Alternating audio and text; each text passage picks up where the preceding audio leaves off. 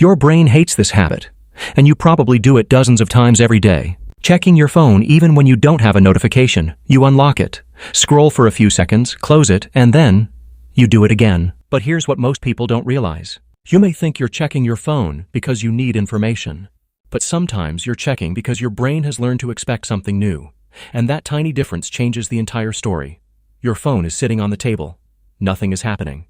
No message, no call, no notification. And yet, a few minutes later, your hand reaches for it. You unlock the screen, you scroll. Maybe you see nothing interesting. You close it.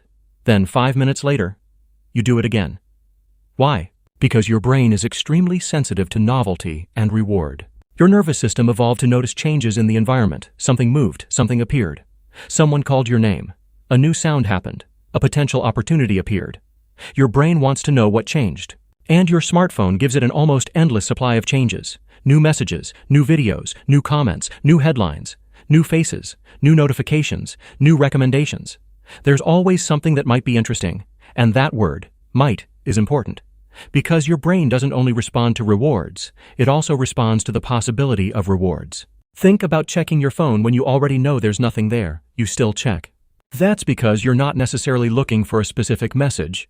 You're looking for novelty, something unexpected, something new, something that might make you feel curious, entertained, informed, or connected. And this is where your phone can become more than a tool. It can become a habit loop. A cue appears, you feel an urge, you check your phone. You get some kind of reward. Maybe it's a funny video. Maybe someone texted you. Maybe you learned something. Maybe nothing happened, but sometimes something did. And your brain remembers that possibility. So the next time you're bored, your brain suggests the same behavior. Check the phone. And over time, the behavior can become automatic. You don't even have to think about it. You wait for an elevator. Phone. You sit on the couch. Phone. You get into bed. Phone. You're eating. Phone. You're standing in line. Phone. You're walking somewhere. Phone. Even when there's nothing to check, you check, and here's where the story becomes more interesting. The problem isn't simply that you're spending time on your phone. It's what repeated checking can do to your attention. Your brain has a limited ability to focus on demanding information at any one moment. When you're reading a book, solving a problem, having a conversation, or working on something difficult, your brain is building a mental model. You're holding information in your working memory. You're connecting ideas. You're predicting what comes next. You're deciding what matters. Then suddenly, your phone lights up, your attention moves. Even if you only look for 2 seconds, your brain has switched contexts. And when you return to the original task, you have to rebuild your focus. Now imagine doing that once, not a big deal. 10 times, still manageable, but dozens or hundreds of times throughout a day? That's a very different environment for your attention. You're constantly teaching your brain. Something new might happen at any moment, and that can make sustained attention feel harder. Think about the difference between watching a fast-paced stream of short videos and reading a long book. The short videos constantly change. New image, new voice, new topic, new emotion, new piece of information. Your attention receives a continuous stream of novelty. A book is different, one subject, one narrative, one page after another. And if your brain has become accustomed to constant stimulation, the slower experience can initially feel uncomfortable. You might read 2 pages, then suddenly want to check your phone. You might be watching a movie and reach for your phone during a quiet scene. You might be eating dinner and feel uncomfortable when nothing is happening on your screen. This is where a strange question appears. Have we become bad at being bored? Boredom is not necessarily your brain failing. Sometimes boredom is simply what you experience when external stimulation decreases. And when there is nothing demanding your attention, your mind can begin wandering. You might remember something from years ago. Think about a conversation. Solve a problem. Plan tomorrow. Imagine something. Make a connection between 2 unrelated ideas. Sometimes your best thoughts appear during moments when you're not actively trying to produce them. But if every empty second is immediately filled with a screen, those moments become harder to find. Think about how often you reach for your phone simply because you're waiting. Waiting for coffee, waiting for an elevator, waiting for someone to reply, waiting for traffic, waiting for your food, waiting for a meeting, waiting to fall asleep. The moment there is empty space, the phone fills it. And eventually, silence can start feeling uncomfortable. Not because silence is dangerous, but because your brain has become accustomed to stimulation. And now we reach another surprising part. You can spend an hour scrolling and still feel mentally exhausted. You barely moved, you weren't exercising, you weren't running, you weren't doing anything physically demanding. So why do you feel tired? Because mental fatigue doesn't require physical movement. Your brain has been processing information, images, words, faces, sounds, emotions, opinions, advertisements, news, messages. Every few seconds, something changes. And your brain has to decide, should I pay attention? Should I ignore this? Is this important? Is this interesting? Should I keep watching? Should I scroll? Should I respond? That constant decision-making can make your mind feel overloaded. And there is another hidden problem. Your phone can fragment your day into tiny pieces. You start working. Check your phone. Go back to work. Get a message. Check it. Return to work. Remember something. Search for it. See another video. Watch it. Return to work. And suddenly, 30 minutes have disappeared. You might feel like you were busy the entire time. But being busy isn't the same as being focused. Your attention was divided. And this is why the real problem isn't necessarily screen time itself. It's uncontrolled attention switching. Your phone isn't evil.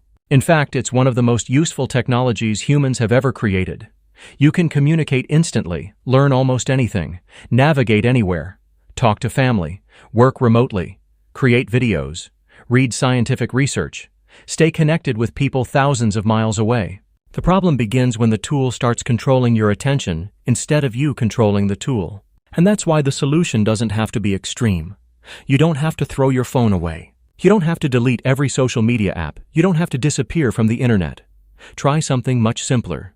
Put your phone somewhere you can't see it, just for 30 minutes. Not beside you, not face down on the table, not in your hand. Put it somewhere else. Because here's something people underestimate. Visibility can become a cue. If your phone is sitting next to you, part of your brain knows it's available. Even when you aren't using it, its presence can compete for attention. So remove the cue, then choose one thing to do. Read, walk, work, cook, exercise, talk to someone, or simply sit outside and pay attention to what happens. At first, you may feel the urge to check. You might reach toward your pocket. You might wonder if someone messaged you. You might think, just one quick look. That's the interesting moment. Don't immediately obey it. Just notice the urge. Because an urge is not a command. Your brain can produce the feeling, check your phone. And you can simply answer, not yet. Wait, let the feeling rise, let it fall, then continue what you were doing. You're not fighting your brain. You're giving your attention another option. And if you do this repeatedly, you're practicing something extremely valuable. The ability to tolerate the absence of stimulation. Because your brain doesn't necessarily need more information every second. Sometimes it needs recovery. Sometimes it needs silence. Sometimes it needs boredom. Sometimes it needs uninterrupted attention. And this brings us to the bigger picture. Your attention isn't just a small part of your day. Your attention is where your life actually happens. Think about it. You remember the moments you paid attention to. You learn through attention. You understand people through attention. You notice your surroundings through attention. You experience conversations through attention. You create through attention. You solve problems through attention. Your memories are connected to what you noticed. Your relationships are shaped by what you pay attention to. So when you repeatedly give tiny pieces of your attention away throughout the day, you're not just losing screen time, you're losing moments. A conversation where you weren't fully present. A meal where you weren't really tasting the food. A walk where you never noticed the environment. A thought that disappeared because you immediately opened an app. A problem you might have solved if you had stayed with it for another 5 minutes. And that's why this habit is so fascinating. Your phone doesn't need to steal hours from you all at once. It can take seconds, again and again. And those seconds accumulate. 5 seconds, 10 seconds, 30 seconds, a minute, then another, then another. Until you look back at the end of the day and wonder, where did all my time go? But here's the good news. The same brain that learns the habit can learn something else. Your brain is adaptable. It responds to repeated behavior. If you repeatedly practice checking your phone every few minutes, checking can become automatic. But if you repeatedly practice leaving your phone alone, focused attention can become easier too. This isn't about becoming perfectly disciplined. It's about changing the environment around your behavior. Turn off unnecessary notifications. Move distracting apps away from your home screen. Keep your phone out of reach while working. Don't take it to bed. And create small periods where your brain doesn't have to respond to anything. Even 30 minutes can become a powerful experiment, because you'll learn something about yourself. Maybe you'll discover that you don't actually miss your phone. Maybe you'll discover that the urge disappears after a few minutes. Maybe you'll realize how often you were checking it without a reason. Or maybe you'll notice something even more important. Your mind starts becoming quieter. You begin thinking about things you haven't thought about in a while. You notice your surroundings. You finish a task without interrupting yourself. You have a conversation without looking down. You become comfortable with doing absolutely nothing for a few minutes. And that is not your brain becoming less active. It may be your brain finally getting a chance to decide what deserves your attention. So tonight, try this. Put your phone in another room. Turn off unnecessary notifications. Give yourself 30 minutes. No checking, no scrolling, no quick look. Just 30 minutes of uninterrupted time. And when the urge appears, don't panic, notice it. Because that urge is information. It's showing you what your brain has learned to expect. And here's the question worth asking. Are you checking your phone because you actually need something? Or have you trained your brain to believe that every moment of silence needs to be filled? Because your phone may not be destroying your brain. The real danger is much more subtle. It may simply be training your attention, one tiny interruption at a time, and your attention is one of the most valuable things you have. So don't ask, how much time did I spend on my phone today? Ask something deeper. Where did I give my attention? 'Cause wherever your attention goes, your life follows.